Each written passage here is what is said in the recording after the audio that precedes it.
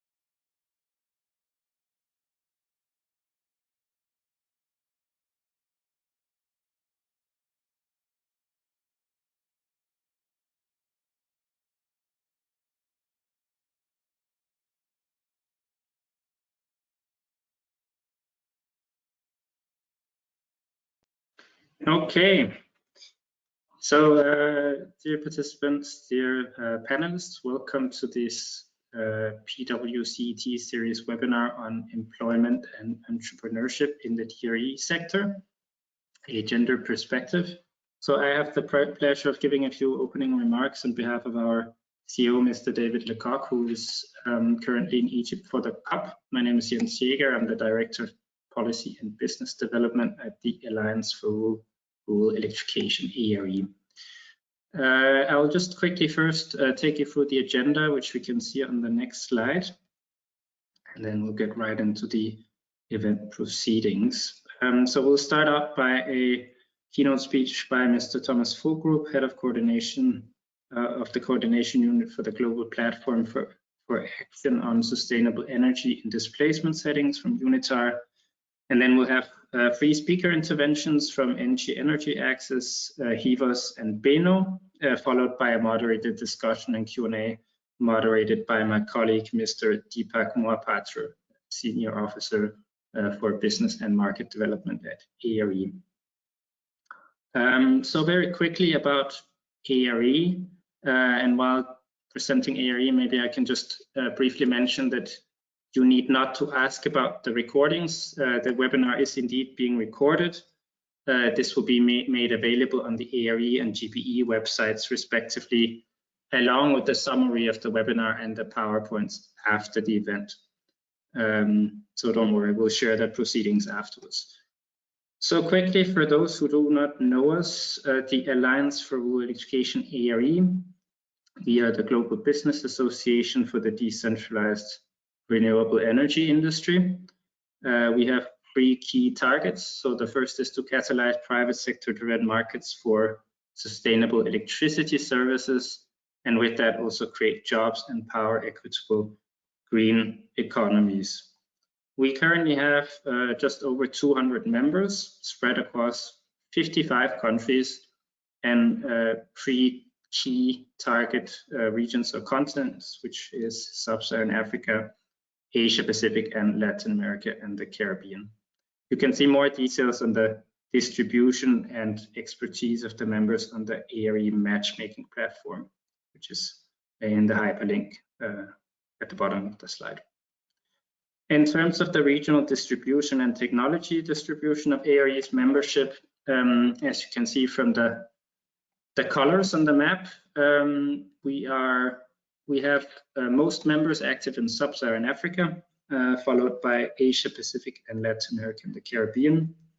ARE is also a renewable energy technology agnostic association, meaning that we have members across all renewable energy technologies such as PV, hydro, wind, bioenergy, as well as accompanying technologies such as storage and power components. We also represent the full value chain of DRE, so ranging from mini-grids to standalone solutions.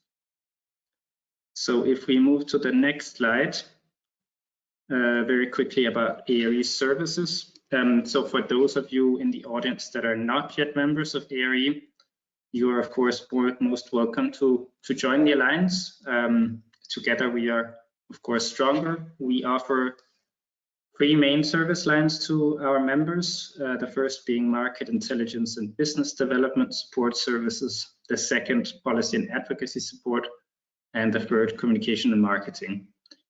I'd be happy to discuss this more in detail with you at your convenience. You can get in touch with me or another member of the team to do so. Also, just quickly on ARE's knowledge products, we have a whole series of freely available knowledge products on the ARE website, which you can see there below. 3 main ones I'd like to highlight today. We just launched a publication with case studies from members on how they responded to COVID. So it's called Pandemic Resilient Communities, powered by DRE. It was just launched a few weeks ago. And then we had a publication together with our colleagues at GPE on understanding the clean energy transition with community-driven DRE systems in Germany and Sub-Saharan Africa. And the third recommendation is the publication we launched in 2020 on women entrepreneurship in the DRE sector. So if we go to the next slide. So yes, indeed, the PWCET series, of course, this builds on the long-lasting GPE ARE cooperation initiative, paving the way for the clean energy transition with decentralized renewable energy series. And this is commissioned to promote public discourse on the subject of the clean energy transition with DRE. So as you might have noticed, of course, based on the title of the session today, it will focus on the gender perspective when it comes to entrepreneurial activities in the DRE sector, and it will include both keynotes, presentations, and a moderated discussion and Q&A. So do feel free to share your questions in the chat. So with that, that ends my short intro. I'm happy to hand it over to my colleague, Mr. Deepak Mohapatra, who will moderate the rest of the session. Thank you very much and enjoy the session. Thank you. Thank you, Jens, for your kind introduction. Good morning, good afternoon, and good evening to the ladies and gentlemen joining us from all around the globe. My name is Deepak Mohapatra. I'm the Senior Officer, Business and Market Development at ARE, and I will be moderating the webinar for you today. I hope that we are going to have a very eventful and impactful discussion on this very important topic of gender inclusion and gender consideration in the DRE sector. Before moving to the keynote speech, I would like to call upon all the audience today that you're allowed to ask your questions, making use of the function question and answer in this GoToWebinar panel or the chat options. One thing that we would ask you to kindly name the speaker that you're asking your questions to, so that we can then rightly redirect your questions to the speaker and you have your questions answered then. So without further ado, I have the pleasure to give the floor to Mr. Thomas Vogrup, Head of GPA Coordination Unit, UNITAR, to provide us the keynote speech. Thomas, the floor is all yours, and you have 10 minutes. Please. Thanks a lot. Can you hear me well? Just to check. All good. Good, thank you. Thank you, Deepak. Thank you, Jens, for the kind introduction and for the invitation. And as you may recall, Deepak, when you invited me, I thought, why me actually? Why not one of my fantastic female colleagues who are working in our team? But then I thought, well, maybe it should come from a middle-aged white man that this is an important topic and why it is an important topic. So I'm happy to give you my personal perspective today about this gender perspective in DRE. My name is Thomas Vogrup. I'm heading the GPA Coordination Unit. GPA stands for the Global Plan of Action for Sustainable Energy in Displacement Settings. We are a platform for everyone who is interested in providing energy solutions in refugee settings or other displacement settings. But I'm not talking about this today. I have my final slide with means to get in contact with us. So if you're interested, feel free to reach out. However, today I really want to talk about the topic of today, which is the gender perspective. And I would like to structure this keynote in two parts. My first part will be about examples why this is actually an important topic for women and girls, why this group of people are the main clients and also the main beneficiaries of decentralized renewable energy solutions. And also, on the second part of my small introduction, I will hopefully give you some inspirations, because I will tell you about two examples from fascinating women who made their way as an entrepreneur in this business. Next slide, please. So the first reason, the first topic of why I think this is an important one for women and girls mainly, and kids also, is the cooking topic. And I'm sure many of you have seen similar pictures like this, especially if you are working in the energy space. The majority of people in displacement settings, but also in many other parts in rural Africa, for example, are still using firewood or charcoal or any other dirty fuel to cook their food every day. That leads to close to 4 million premature deaths each year, according to the WHO. And guess who is sitting in this hut here? It's mainly women and kids who are suffering, who have health problems, respiratory diseases, and all of this. And that's just one part of the story here. The other part is obviously it's also mainly women and kids who go out to fetch firewood, for example, who spend hours per day to collect the firewood and then spend hours per day on cooking the food. So it's really them who suffer the most on this topic. Next slide, please. On the other hand, we see also pictures like this. And here with a modern, in this case, gas solution, but we also have a few examples now in terms of electric cooking. This smoke problem disappears. And not only the smoke problem disappears, we have less deforestation, we have less landslides, we have less loss of biodiversity, and all the other consequences that comes with the use of the massive use of firewood for cooking and also charcoal. So this is the first example, cooking as one of the key problems in terms of safety and health for mainly women. Next slide, please. Okay. On this slide, I want to show you 3 pictures that I took back in 2017, but the problem is this did not disappear. I went to the largest refugee camp in Tanzania back then, and I went to the hospital, to the health station in this camp. And I want to draw your attention to the little red circles on this slide here. And on this piece of paper, which the doctor very proudly showed me, they listed all the major operations they have done in this hospital, in this health station in Tanzania. And as you can see, for example, this is January 2017. Out of 113 large operations, major operations, 93, roughly 80%, were cesarean sections, mainly meaning operations conducted on women and girls. And on top of all the other operations that are related in a normal case, also between men and women, you can see the majority of operations, of big operations, are conducted on women. And then on the right side, you see, for example, the sterilizing equipment or the pumping equipment. And then on the top right level, you see one of these old crappy diesel generators. And if they break down, it's a massive risk, especially for women and girls in these health situations. And that was actually a big eye-opener for me, to be honest. When I started this work 5 years ago, I was aware of the cooking challenge, but I wasn't aware that also the health challenge is a massive risk for mainly women and girls. And that's why I think women and girls, women and kids are the main beneficiaries of proper energy solutions in the decentralized renewable energy market. Next slide, please.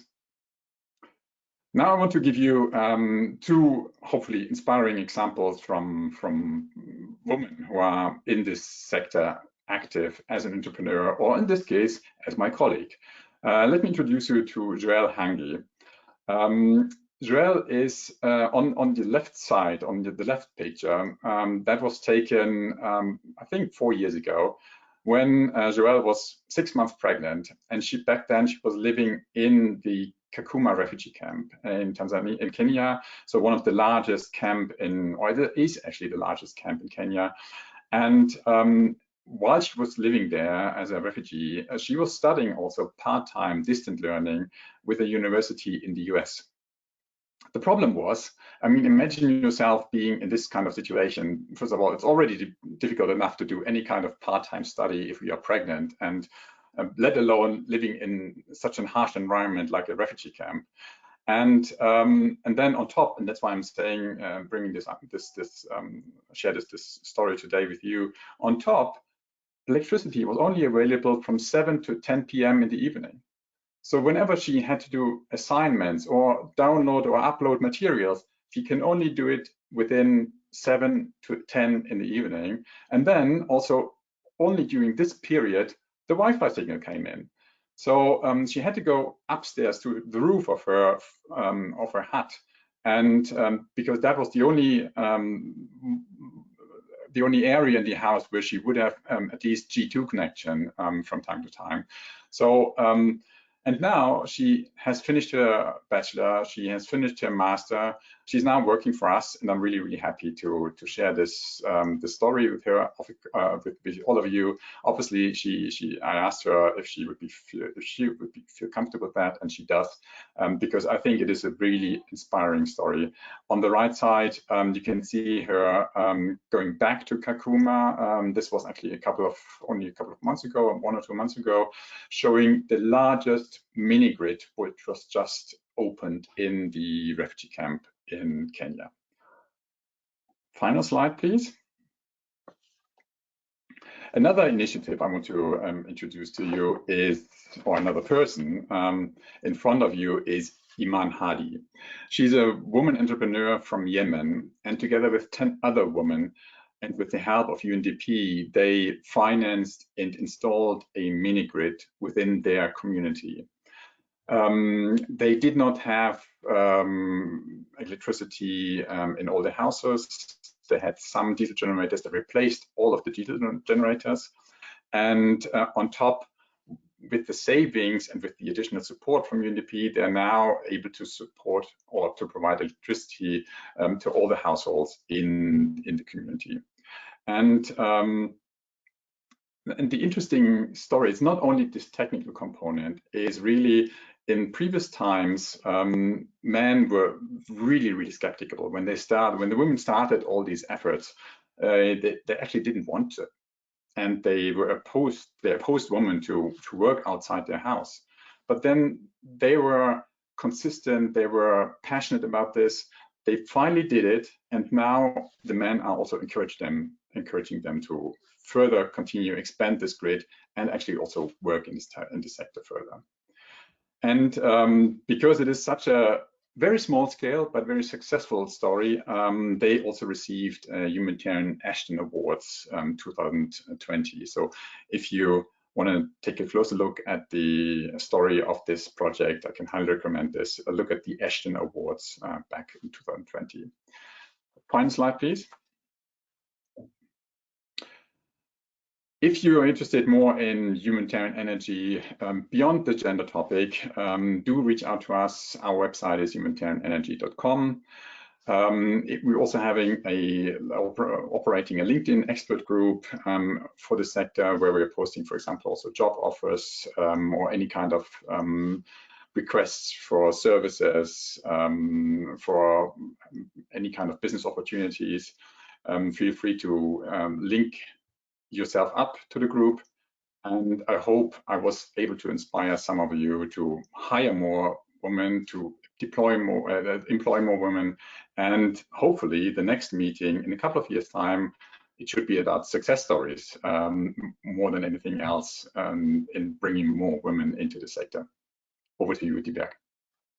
Thank you, Thomas. And I don't think if this is not the best keynote, there could be one, especially such an inspiring, sharing such inspiring stories of two strong women from different parts of the world in such a vulnerable setting. So definitely thanks a lot for sharing your insights with all our audience today. I think it meant a lot for the person who was also on the picture to be, let's say, having some sort of opportunities to having come out of the troubles, or let's say the harsh standard of living in a refugee camp, and then finishing her education and then coming out with opportunities, and now ending it rightly so, as you mentioned, working with UNITA. Thank you so much for your intervention. We will come back to you when the moderated discussion happens. And dear audience, please do not forget to ask any questions, and please do mention the name of the speaker who you want to ask the question to. So can we then start with the speaker interventions? So dear audience, once again, let me tell you this fact that the keynote speech was just a trailer. The whole movie is pending right now with more inspiring stories from different women from different parts of the world. And I'm sure our next speakers are lined up with such inspiring stories. And I'm looking forward to, personally also looking forward to listening to them and getting to know more about them. Dr. Lawrence Keke would be our next first speaker in this intervention, so who is the head of business development, West Africa, NG Energy Access. Dr. Lawrence, the floor is all yours, and you have 10 minutes. Thank you. Thanks a lot, Deepak. Hi, everyone. So my presentation will be about what at NG Energy Access we are doing to take this subject of gender into our operation and our daily work. So I will go through this presentation. Oh, next, please. Okay, so to start, I will present you a little bit about our business. What are we doing at NG Energy Access? Actually, our mission is to deliver life-changing and affordable, reliable, and sustainable energy solution with exceptional customer experience. We are a subsidiary of NG Group. And we are focusing on Africa. Today we are active in 9 countries, both in the west part and east part of Africa, and we deliver different solutions aiming to address the 10 sustainable development goals. The main one being SDG 7. Related to energy access. Today we have more than 1.6 million customers, and we are changing life of more than 8 million people. Next, please. So to present you a little bit more about the solution we are dealing with. We have two main solutions in our portfolio. The first one is the solar home system. So it's mainly off-grid solution that we offer for standalone houses in mainly in rural area, but it can also be in a peri-urban area. So it's a small solar panel that we install in the top of the house, and that provide energy to supply some equipment like light bulb, fan, TV, this kind of thing. In the extreme other part, we have a mini grid solution. So mini grid solution install infrastructure that we install within villages to provide electricity, AC electricity to customers in those villages. With this mini grid solution, we aim to supply more energy than with our solar home system, as we are able to supply electricity for big usages like for productive usage, like milling machine, for example, in the villages. And in between, we have what we call internally solar business system. Is standalone infrastructure that we can build on the for specific need, for instance, for irrigation in the agricultural sector. We can build this solution to supply water, to supply water pump in order to provide water for crops. We can also provide this standalone solution for other specific needs, like a big shop or small industrial factory that you can have in villages or in some areas, peri-urban area where you have some deficiency in terms of electricity supply. So this is the range of technical solution that we have. In order to make this solution available, we have as enabler the fact that today the access to solar solution are quite more and more affordable. Also the backup solution like battery today that enable us to provide 24/7 electricity to our customer, and also the fact that in Africa in general today, mobile money is quite accessible, so we can have some solution to allow our customer to pay for those electricity when they are far from the headquarters, and it's also help us for the collection of the revenue of these services. Next, please.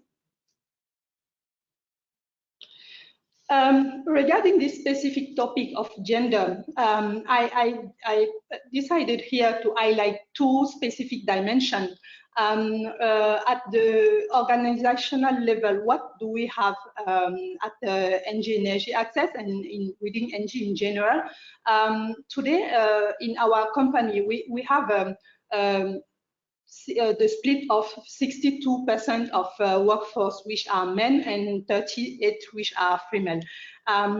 It's not far from the parity, as in the literature. Parity for company is when you have like around 40% and 60% of whatever gender in your workforce. We are not far, but we are not yet that. So we are not there yet. So we are still working, and this is really important for our company as for the group, which has set 2 years ago, I think, a target in terms of gender parity. Today there is a project or an initiative, a program 50-50, which aim to have 50% of each gender in the management position by 2030. So it's quite close, but there are some specific action and some lot of work and lot of focus from the top management of Group NG Group, which is on this program. So we will progress far.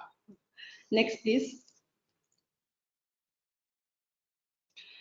And the other dimension of this topic I would like it to focus on is what we are doing in the community we serve, and what are the specific action we are conducting for women.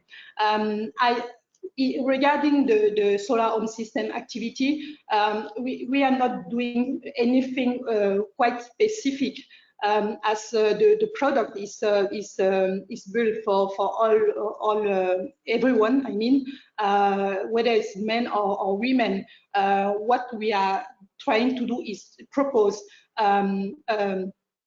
really good product with good experience in terms of customer experience. Of course, I already mentioned in our mission, and also the fact that our customer is really happy, and we are there for them, and with all the guarantee they need to continue to use our product. But when it comes to the mini grid, we try to develop some specific action in order to tackle the gender issue into villages, because when we install this infrastructure there, we are there to help them progress, to help the economic growth of the rural locality. And when you know that in rural area, women are really key for the economic growth of development of the area, then you need to have some specific action. That is why with our MySol Grid product, our mini grid business, we are able, for instance, to electrify a small industrial platform that help everyone, of course, but mainly women also to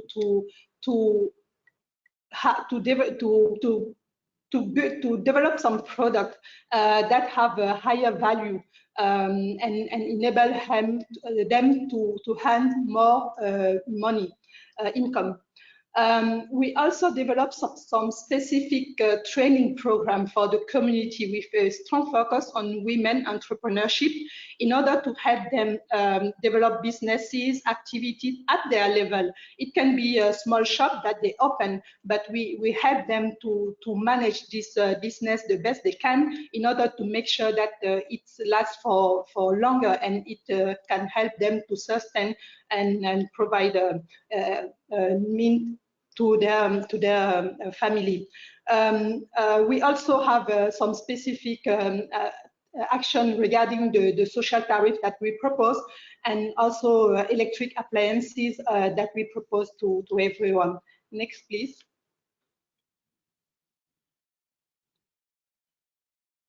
Here are two projects that I wanted to highlight here in the presentation regarding some action that we are planning to do, and also one other one that we have done already.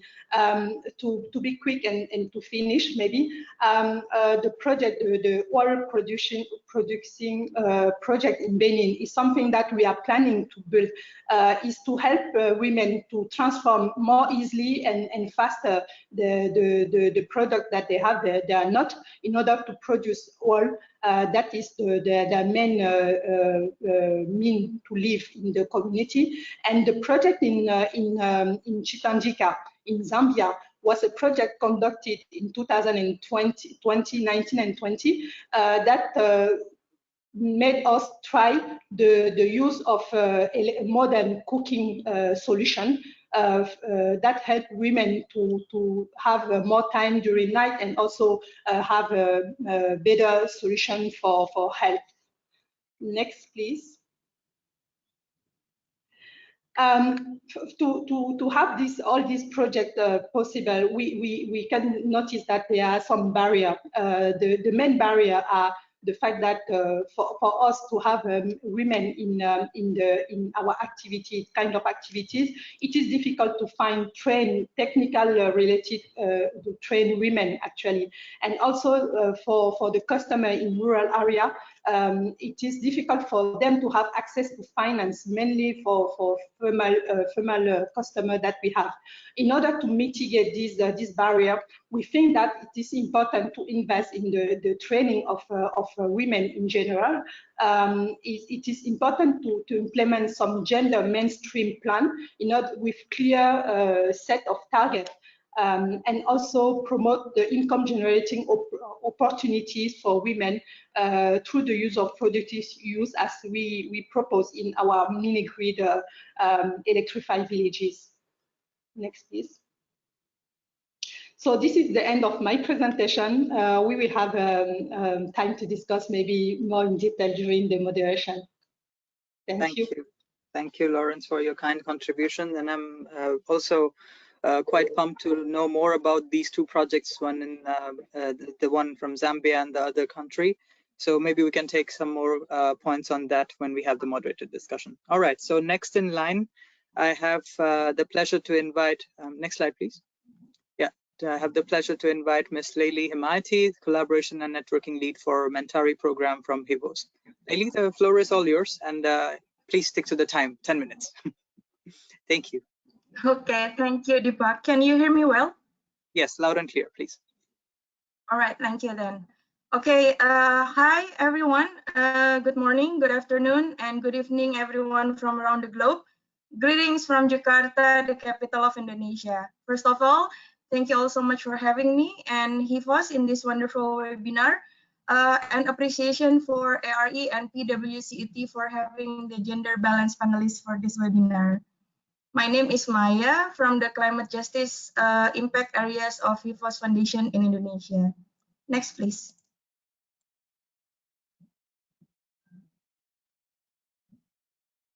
So firstly, for those who haven't heard of HIVOS, we are a non-governmental organization which driven and guided by humanist values. And with that values, we ensure that gender equality is always embedded in every aspect of our project implementation. Not only we are strongly active in Indonesia, in ASEAN, HIVOS also works in the Philippines and Timor-Leste for the impact areas of gender equality, diversity and inclusion, civic rights in digital age, and climate justice. Next, please. In Indonesia, HIVOS is very well known for its reputable small-scale renewable energy access programs, namely the Indonesia Domestic Biogas Program, which we started in 2009. And in regards to the sustainability of the program, last year, the implementation of the program had been handed over to a local organization, namely the Yayasan Rumah Energi. Second is the Sumba Iconic Island Initiative, which we started in 2011, which is very well known for its multi-stakeholders mobilizations approach. And the latest one, the Mentari program, which we are currently delivering, is a bilateral program between UK and Indonesia. And in this program, HIVOS delivers the component of partnership and capacity building, gender and inclusion, and the demonstration or pilot project of 95 kilowatt peak solar PV off-grid, which is located in central Sumba in the eastern side of Indonesia. In delivering all of the aforementioned programs, HIVOS works closely with the key stakeholders in the country, particularly the Ministry of Energy and Mineral Resources, Republic of Indonesia. Next, please.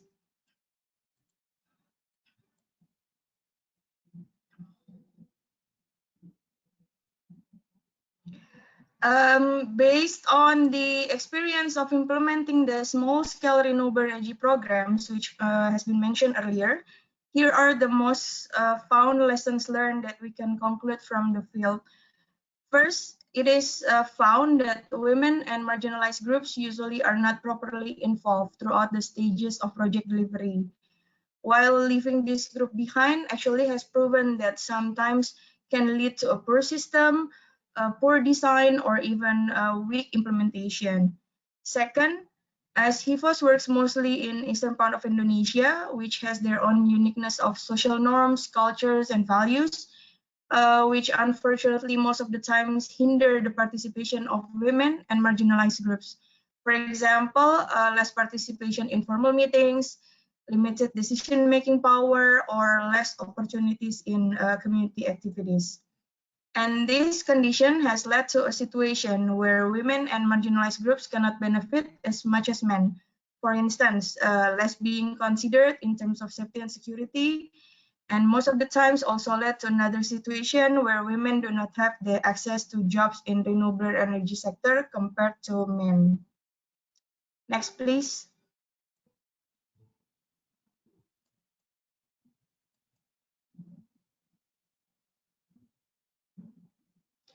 So here is one example from our latest implementation in Mentari program, which taking place in Mataredi village on Sumba Island in East Nusa Tenggara province of Indonesia. The selection process for the village was based on several criteria, including economic and social profiles, potential numbers of households, public facilities to be reached, human resources available, and the potential for gender and inclusion issues. Through this demonstration project, Mentari program has been facilitating gender and inclusion activities with a specific focus on young women.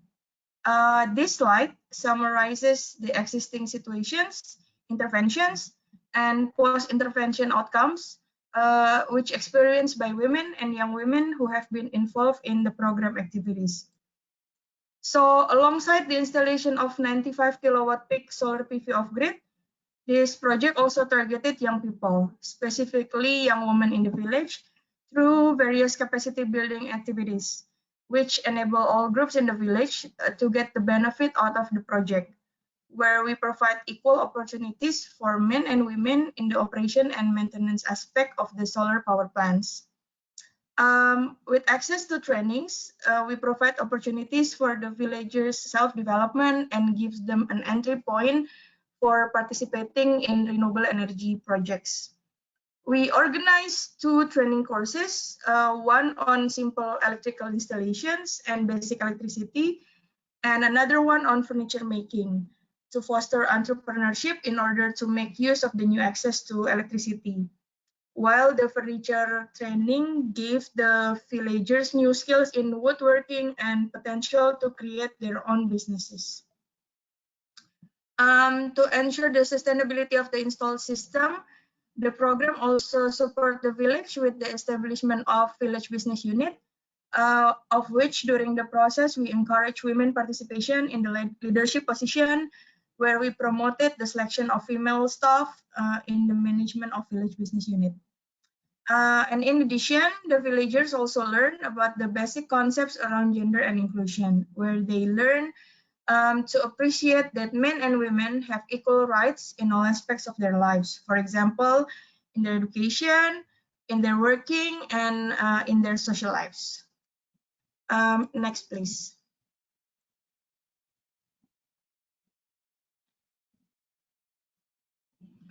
So in the global scope, these are the list of programs from HIFO's global renewable energy portfolios. The list presents all the past programs or our track records, and the remaining one that is still ongoing is only the one with Energia. Apologies that I may not be able to speak much on these global programs as they are managed by the global office, which is based in The Hague. Next.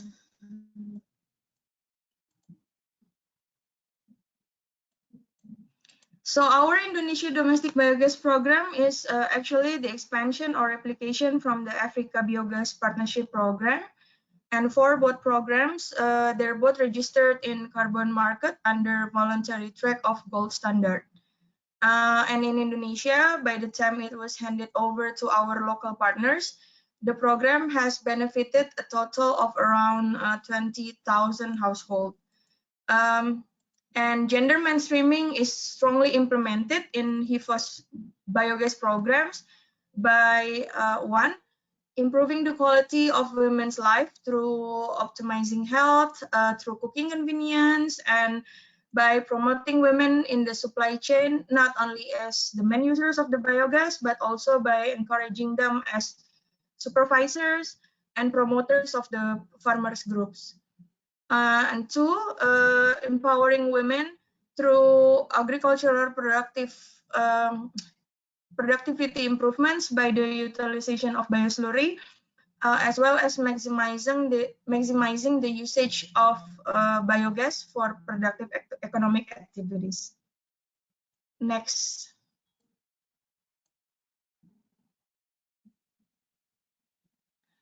And these are the activities under HIFO's and Energia program.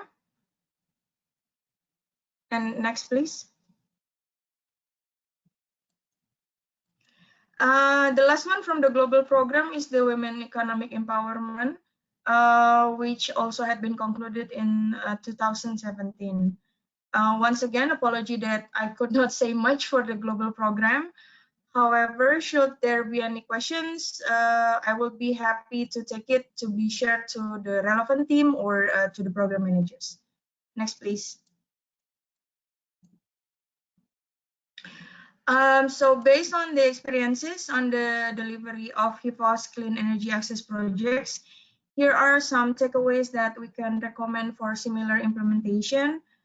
First, in the initiation phase, we can start with conducting a baseline study or survey on gender and inclusion to ensure effective combination of timeline, work plan, and budget.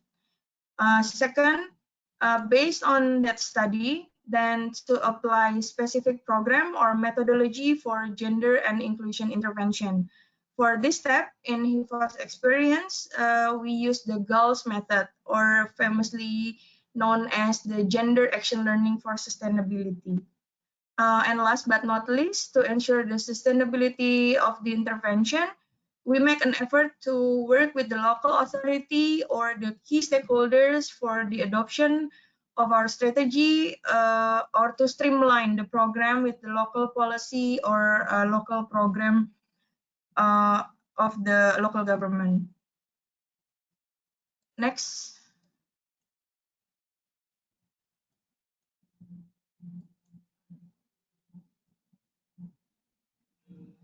Okay, so that will be all from HIFOS experience.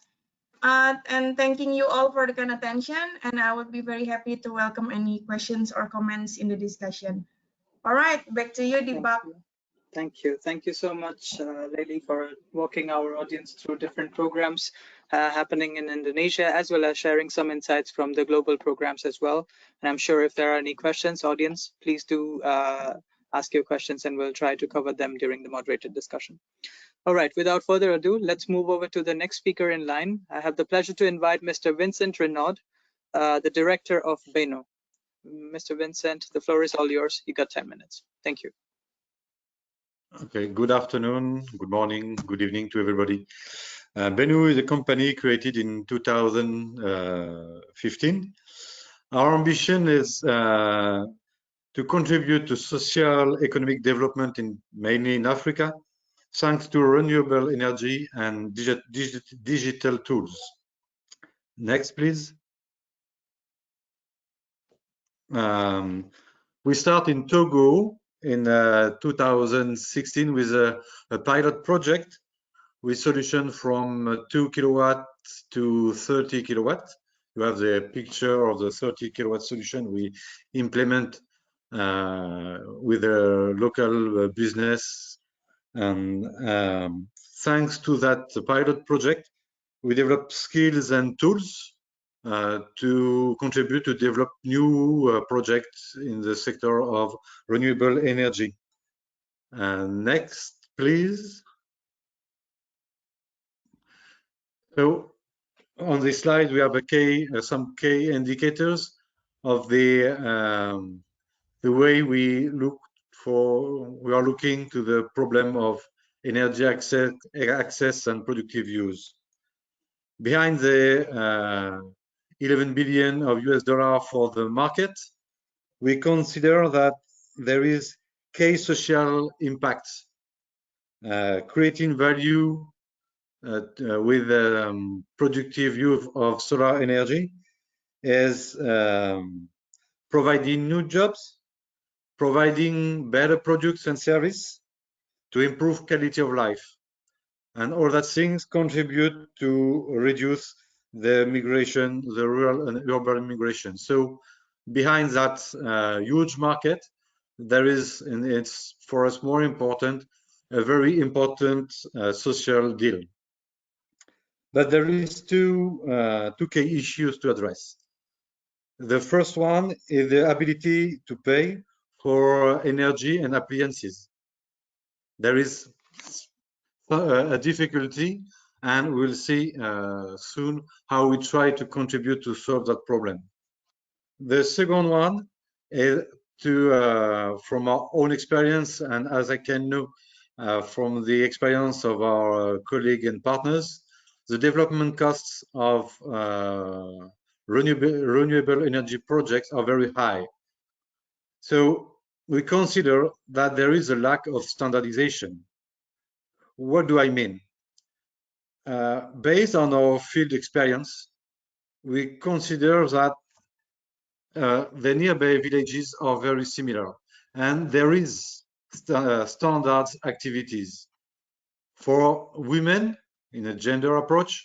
In each village, you can find beans Bennett, you can find a cafeteria, a little restaurant. You can find plenty of activities, and especially human activities, that are more or less with the same incomes and the same needs of appliances. So considering this, we consider as a big issue to standardize offer and solution in a renewable energy project. Next, please. So we create a web platform to, as it's written, for fine-tune off-grid project. This platform is based on 3 tools. Next, please. We have 3 tools: Insight, Foresight, and Maybe. And the first one, Insight, is try to better and quickly understand the field and the market. We develop a solution to visualize data from the field in real time. So the main objective is to spend less time and money in first studies on the field. The second one, Foresight, the deal is to size solution for local businesses based on our experience from 2 kilowatt to 30 or more. And the third one, maybe, we saw that in the time of a project, there is plenty of solution to manage a project, but there is a lack of managing activities after the time of implementation. So we create Maybe, which is an account, a simple account application that to create a link between an entrepreneur and his finance provider. So we'll see soon with example how we implement it on the field. Next, please. To date, we have some key indicators of our activities. We do surveyed in more than 300 villages, support companies, supporting creation of value, and we have also ongoing development project. Due to that experience, next, please. So I want to focus on 2 gender case. Madame Ali managed a cold food kiosk in Togo. We find her, we work with her since 2016. She's part of our pilot project. Due to the renewable energy and good appliances, his average turnover is around 1,500 euros by month, with, as you can see, 25% of margin. And since that 5 or 6 years, she's paying each month his loan. So it was for us a proof of concept that if you give good renewable energy and good appliances to a woman who is still an entrepreneur in the rural areas, she will improve his business, and she will pay. She will pay for a loan that you can have a business, a sustainable business. she's using Mayobi, and using Mayobi, we can track his activity. We better understood the seasons of his activity, when it's going at the high level, and the months with less activities. And with that application, we have less need of going on the field to visit her, which is quite expensive, quite tiring. And with a visit each 3 months, we can track his activity and hear or to her needs without a high level of investment on following her on the field. So it's for Mayobi. Next, please. The second gender case I want to share with you is a project in Senegal with an NGO called the Partenariat. And there is another partner who is a microfinance institute in Luxembourg. Their project was to create a green products retail business for 3 women and 80 retailers. The problem was to have market studies market studies that the owner can do themselves. And in order to manage a project, the problem was to track the activities of all these women without spending too much time on motorcycle on the field. So they used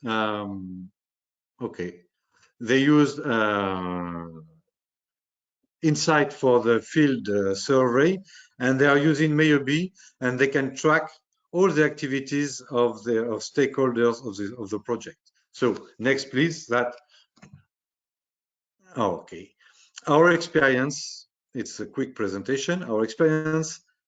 Two main things in our experience: the importance of real-time tracking for survey as for business, and thanks to all that experience and data we collect, we are now in capacity to predict incomes by activity and by region. Not all the region, but the more data we have, the more predictive we can be. And considering the gender approach and the key problem to address, the more we will create data about incomes, we can allow more ambitious loan for project for local entrepreneurs. And we deeply want and know that more women and youth can be beneficiaries of these programs. Thanks for your attention.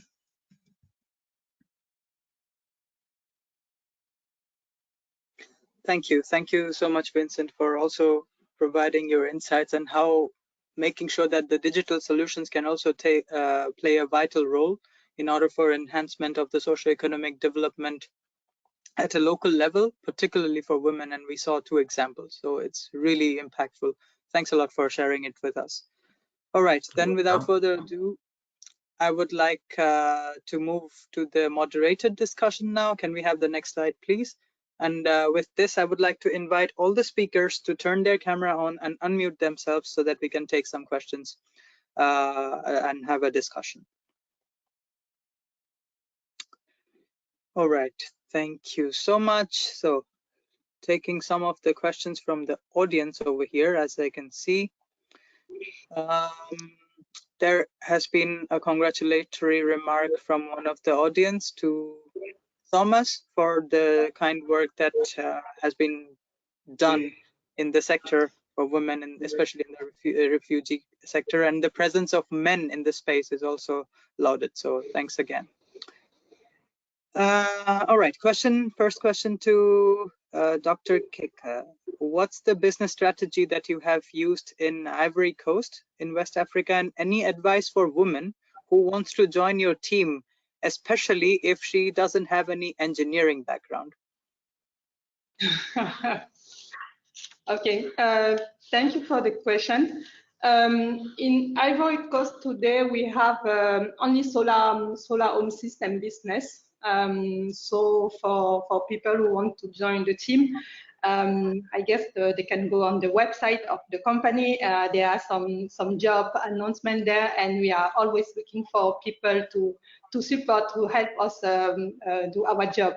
And regarding the advice to women who don't have an engineering background, there is a place for everyone in the team. We have a commercial people there. We have a lot of action actually which are related to commercial activity. So you don't need to have an engineering background to be part of the team. Technical skills are of course important for us, but it's not all the job that we are doing. More importantly is really the engagement that we can have with the community and how we embedded the whole community and provide them the services they need. So happy to have everyone, and at NG right now we have this diversity and inclusion slogan which is be you at NG. So everyone is welcome there, and just be you and give, come with your skill. It will be helpful. Thank you. Yeah, thank you. And I think this question comes also in relation with what Thomas initially presented. Regardless of any background, every person, regardless also of their gender, are welcome to show their commitment to work and take initiative and have a positive impact in the society. And I think that's also one of the key mandates that ARE follows within its work, within its network and its membership and its whole network, that gender inclusion and gender mainstreaming is one of the very key important topic that is quite close to our heart. It also shows in our team as well as the work that we do on a regular basis. Then I will move to Leili. I have a question from the audience for you. It's regarding the steps to join the Africa, the steps to register for the Africa Biogas Program for Climate Finance Funds. Is it something that you can take on right now, or something that you would like to redirect to the global team that we can then have it answered? I'll try. I'll try. Thank you, Deepak. I'll try based on our experience in implementing the similar program in Indonesia, the Indonesia Domestic Biogas Program, which also use the same approach and the same methodology as the African Biogas Partnership Program. So the key is actually the constant monitoring and the regular overseeing of the implementation of the program. In that monitoring process, we need to maintain the quality and the ongoing usage of the significant amounts of the installed units. And also important is to conduct the biogas user survey, because it is mandatory if we want to apply for such mechanism. And in that biogas user survey, it is also mandatory to include the correct or the proper monitoring and evaluation framework. And for the registration, of course, we must develop a kind of proposal and to meet all the administrative requirements. And then we also should have a dedicated staff, if it is possible, to understand on the carbon counting and the processes. And then most importantly, if to have the connection with the carbon markets players or carbon markets organization, like for example, the one who is available right there for the European markets, something like My Climate or Fair Climate Funds. And currently for HIFOS carbon market, we are working with Fair Climate Funds. Noted. Thank you. That will be all I can respond right now. If it is not addressing the question. I'm happy to take it further via email.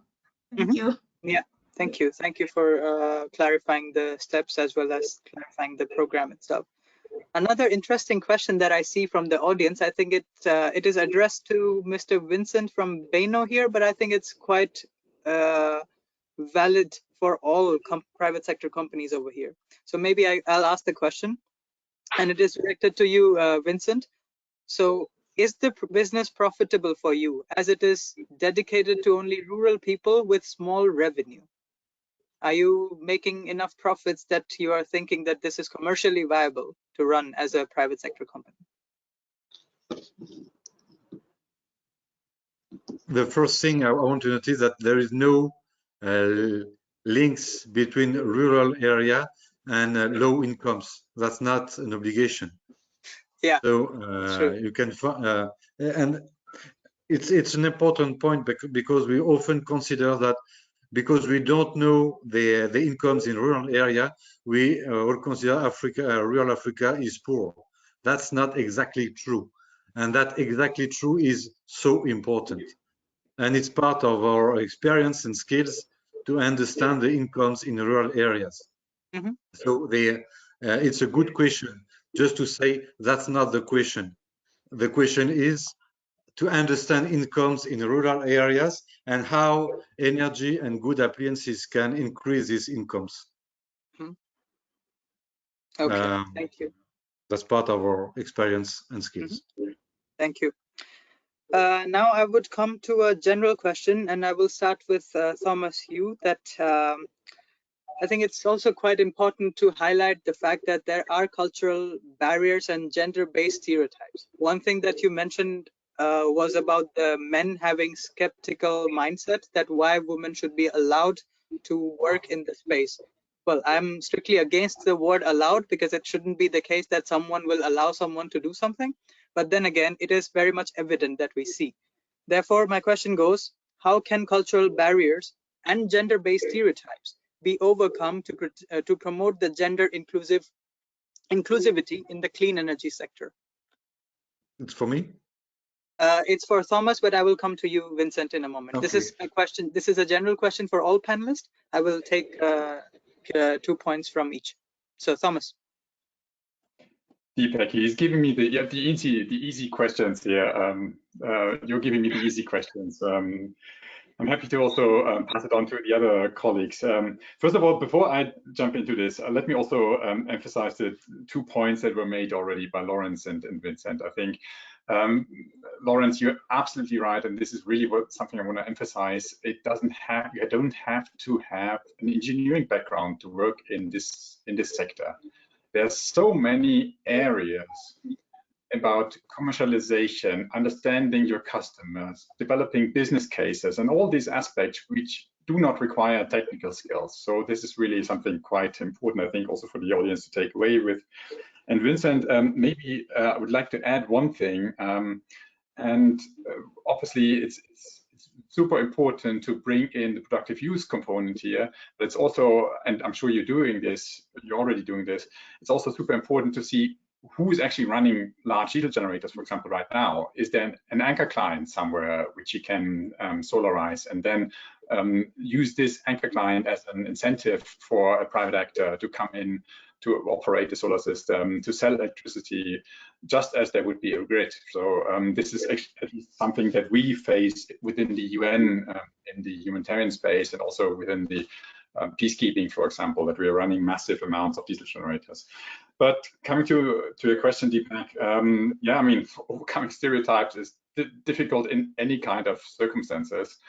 Our experience is in the humanitarian space, you can influence a little bit because the main implementation will be done through NGOs, for example, before the private sector could come in. And often, most NGOs are quite aware of the cultural challenges that come with certain projects. So there is already an understanding within this community, and that we need to push this topic further. But it's also a constant uphill battle in certain countries, Right? It is not something we can do overnight. And as I mentioned in the example with Iman in Yemen, it is sometimes also something we just have to do, and then let reality take over and let us ourselves prove the point that it's possible, and it's possible to include women into this, and it's also possible to create a business for the women. Obviously, again, it will create, it might create additional challenges, but it is certainly possible. Thank you. Lawrence, what do you think about it? The cultural differences and the stereotypical hindrances that we have. I don't know for how many years more that we will still have in this society, the difference between the genders and the opportunities that they have access to. In specific with DRE sector, what are your opinion? I think that for me, one thing that helps is of course education. Education can help to reduce this barrier, as it will give the opportunity to everyone to feel included in the society. If we are able to train girls from the primary school, I mean, and give them the chance to propose their skill to companies and the society in general, they will be more included, and this barrier can disappear with time. So for me, education is part of this, and also having the opportunity to see some role model should help. Probably to see that it's possible. It's not about doing some specific job or having some big position. It's only about contributing to the community. Even in rural area, when you don't have any educational background, you can be strong women with a big power in your community, and help the community to grow with what you are doing. Because when you work in these villages, in this rural area, for instance, you notice that people have some kind of natural skill, or I don't know how to say that in English exactly, but talent. Yes, this talent which is really natural for them, and they don't really know how to compute or calculate things, but they can run some businesses and be really efficient and productive. So yes, it's all about education. Role model, show that it's possible, have some example on which we can rely, and it will help to reduce this barrier. Thank you. Vincent, let me come to you. You talked about standardization. On the contrary of having customized, tailor-made approaches. Well, when I think of having, let's say, when I think of a village community or a community which is displaced community, I think it depends on the different genders where they are subjected to different levels of vulnerability. So how can we still go for standardization instead of having the solution customized to a particular person or to a particular community or to a particular gender in this case? What would be your take on this particular idea? In fact, we are based on an appliance approach that and because it's part of our energy project, we choose the appliances. We focus mainly on cooling supply chain, and in fact, we choose in a country, Togo or Burkina or whatever, we choose the appliances on the market, and those who have who are the most efficient, and we say, okay, we know that it will be under control about the energy consumption, and if in one remember Madame Ali, if in one village, Madame Ali, who is a woman of this village, can do more than 1,000 euro a month, we consider that each woman who is still an entrepreneur in his village can do more or less the same. Yeah. And we don't need to know exactly what she wants to sell, but we know that she will sell and generate incomes. I don't and our approach, in fact, is field experience based. In each village, each time when we have reflection inside Benu, we say, okay, take a village. What is going on in that village? Who can you find working, create value?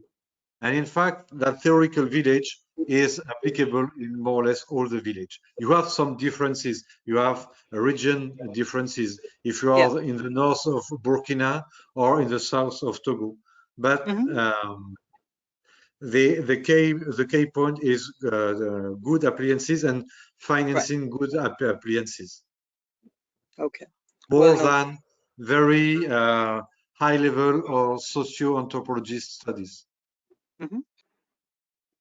Well noted. I think, I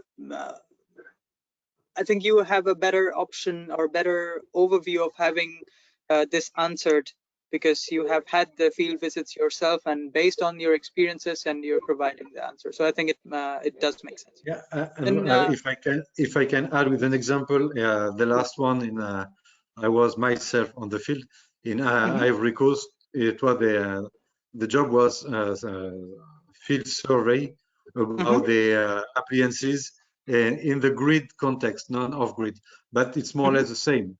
And we discover that there is no much difference between villages in the ecosystem of jobs in a village is more or less the same, and the needs of appliances is more or less the same.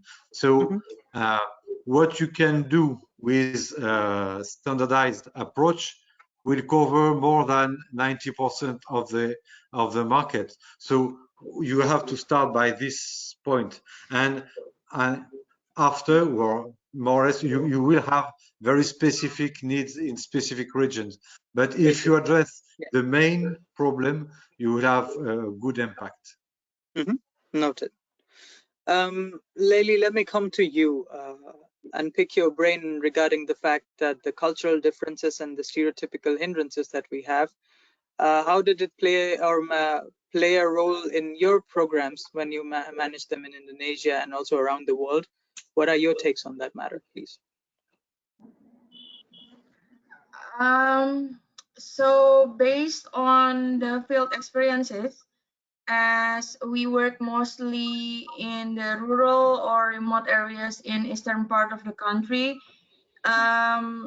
actually the social norms and the cultural values are the fundamental challenge that we face in our daily business, especially in a patriarchal community, which happens mostly in eastern part of Indonesia. It is very common to face reluctancy, or even in worst cases, rejection or zero participation at all from women or marginalized groups.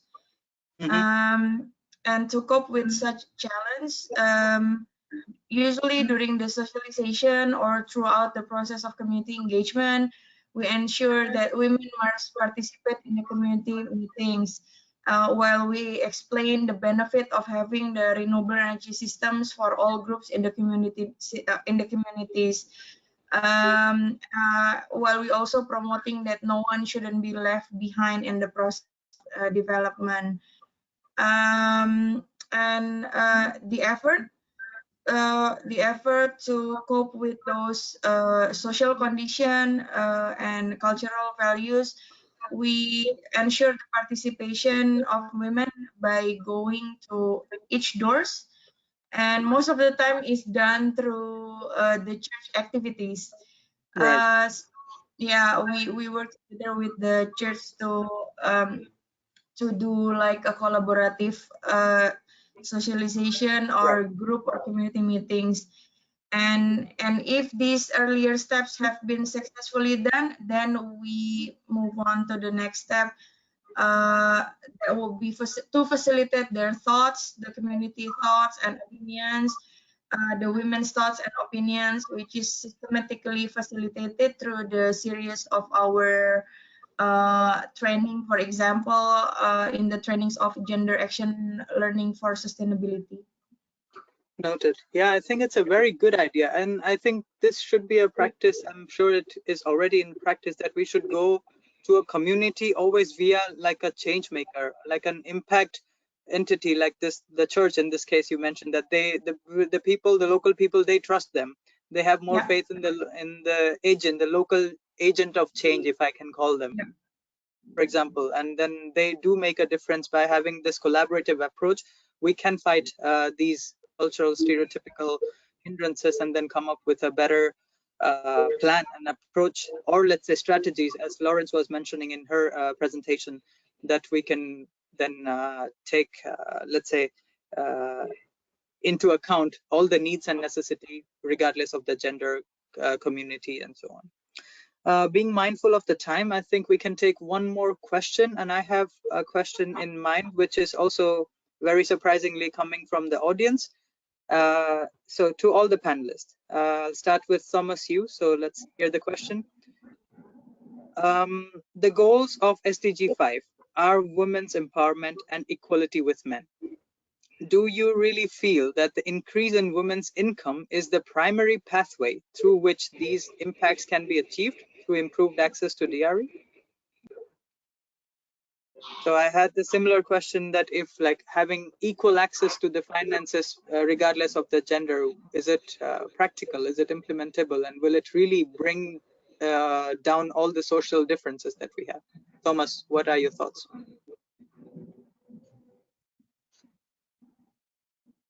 Good question, very good question. I think, I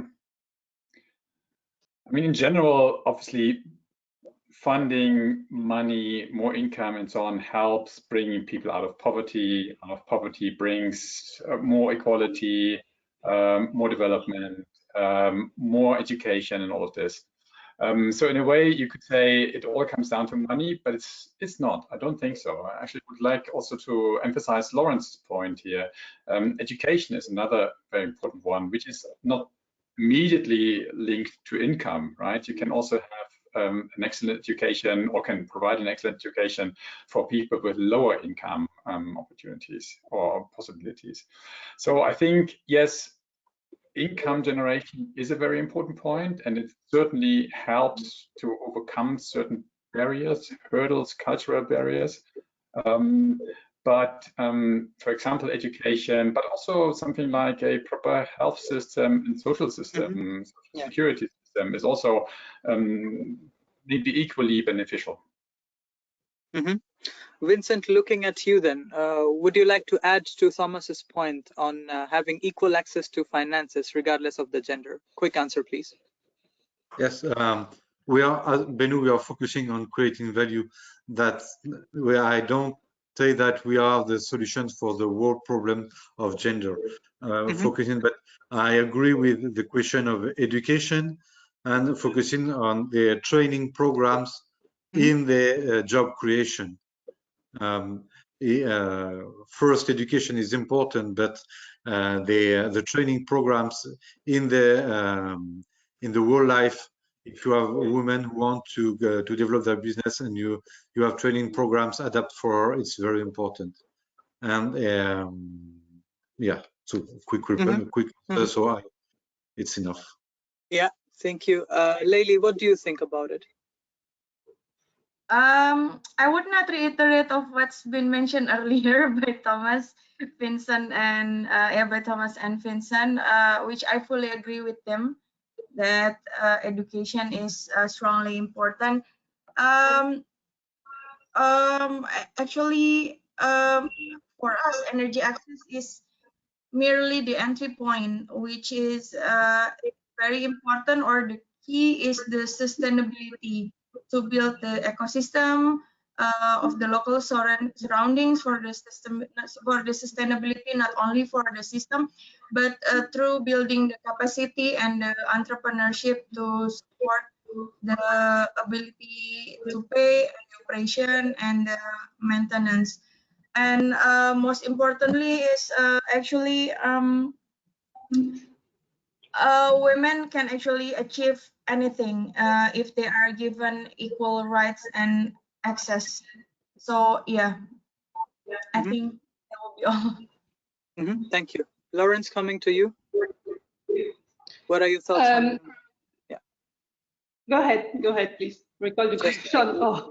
Just what are your thoughts about having equal access to finances? Or having access to finance, is it the only pathway towards the development of women in this case? It's part of the solution. It's not the only solution, and it's important for us as a private company. We provide solution for off-grid population, not only women actually. So what is important for us is to make sure that we can help them to find solution to have more money to develop businesses in order to provide to have this income that will be helpful for them. So for us, access to electricity is just a catalyst in order to help maybe other partners to bring some solution in the area, to bring some appliances, to bring some productive usage machine in order to help this community to grow. So yes, finance is key in this business or the community in general. But yeah, this should be accessible for both men and women. Yeah. Thank you. Thank you for your insightful inputs. I think my job as a moderator is only to ask questions, but then again, I would also like to share my opinion on this particular subject. This question reminds me of a story which I recently heard. I live in Belgium, and I heard about one of my friends told me a story about a Belgian man who won a lottery of 1 million euros. He started enjoying his life, giving out money to friends and people. And then after some months, he ran out of money and friends. And now he is just having a small shop in a countryside selling farm products. So what I think is access to finance can not only be the, let's say, the benchmark of having socio-economic upliftment, but rather the capacity building. Education, you mentioned, it is one most important point. And from the very outset, from the young age, people should be well cultivated in a way that the skills, both soft and hard skills, they are supposed to be developed, nurtured, and then being applied in the real life, in the real world example. So it's one of the key, let's say, it's like one of the pieces of the puzzle, which needs other pieces as well in order to form a bigger picture. That would be like, let's say, my personal take from one of the real life stories that I heard. But also being mindful of the time, I have the pleasure to thank you, dear panelists, for your insightful contribution to today's most important topic, which is on gender inclusion and inclusivity as a whole in this DRE sector. And I cannot be, I mean, many things have been spoken already and I will not repeat them, but then again, this is a perfect exemplification of having such kind of difficult topic discussion, which ensures that DRE solutions can boost the rural business development and improve women's income and decision-making power. Hence, the rural women must be empowered to be active participants in the entire renewable energy value chain, as entrepreneurs, as employees, as innovators, as designers, as decision makers, contributing to the whole expansion of the energy access space. And I think this is the only way how we are going to achieve the common SDG goals, and we have only less than 8 years or so to achieve them. Therefore, I use this webinar as a platform to call for all the audience who are together with us today and the organizations and companies and the stakeholders around the world to kindly consider having the gender aspects in every planning or every project that you're planning or every investment that you're planning. And that's the only way out of this energy poverty that the global or the whole planet faces, that we are still in 2022 and having 733 million people without having any access to electricity.